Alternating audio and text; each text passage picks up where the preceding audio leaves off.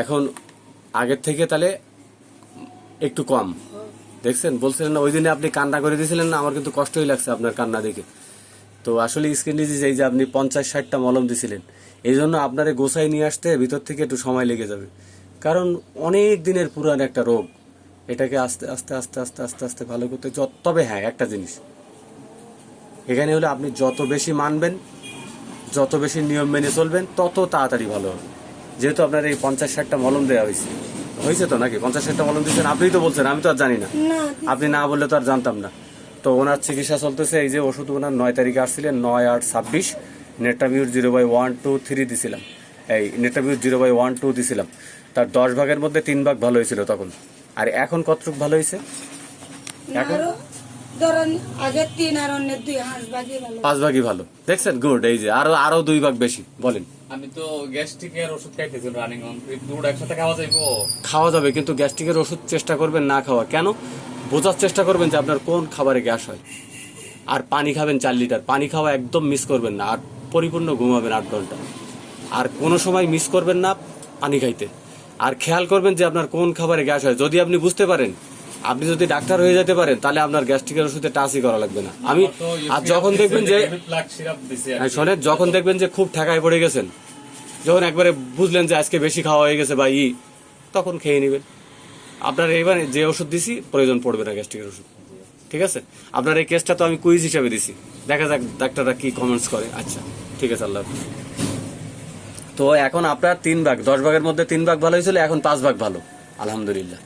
এই যে আমি তাহলে এখন পাতা উল্টাইলাম, তাহলে আমি ওষুধ আজকে আবার দিলাম। এই যে আজকে হলো 24 তারিখ, 24-8-26 আজকে হলো নেট্টামিউর 0/3 পর্যন্ত দিয়েছিলাম, আজকে 0/3 দিলাম। ব্যাস। এই আপনি তো কাছের মানুষ, একটাই ওষুধ দিলাম, কমে যাবে আস্তে আস্তে, আরো কমে যাবে ইনশাল্লাহ। নারকেল তেল লাগাবেন যাতে একটার সাথে একটা কাপড়ের সাথে না লেগে যায়। যেহেতু এখন প্রচুর গরম পড়তেছে, বুঝছেন? দেখছেন না কি প্রচন্ড গরম, অনেক গরম। সেই জন্য গরমের দিনে কষ্টটা একটু বাড়ে বা কষ্ট বেড়ে যায় আরো।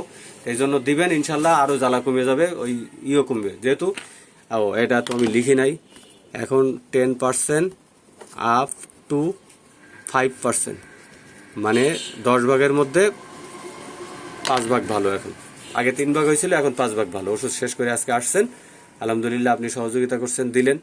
এই যে ডাক্তার যারা আছে তারা শিখতে পারবে এখান থেকে। ওষুধ কিভাবে খাইছেন? 1 গ্লাস পানির মধ্যে বড়ি মিশাই দিয়েছেন, দিয়ে চামচ দিয়ে গুলে খেয়ে বাকিটা ফেলে দিয়েছেন, ব্যাস। এভাবেই এই নিয়মেই খাবেন, যে নিয়মে চলতেছিল ওই নিয়মেই। তো কেন ভালো হবে না? আপনি সহযোগিতা করছেন বিধায় কিন্তু ভালো হয়েছেন।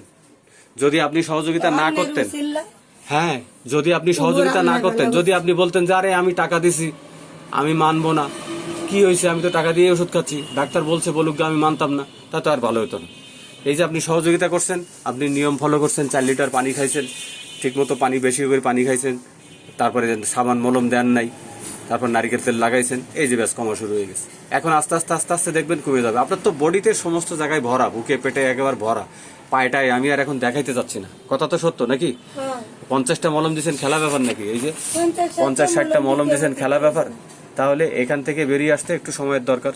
ওকে, তো আপনি যে সহযোগিতা করলেন এজন্য ধন্যবাদ। ওকে, খুশি তো আপনি না? ঠিক আছে।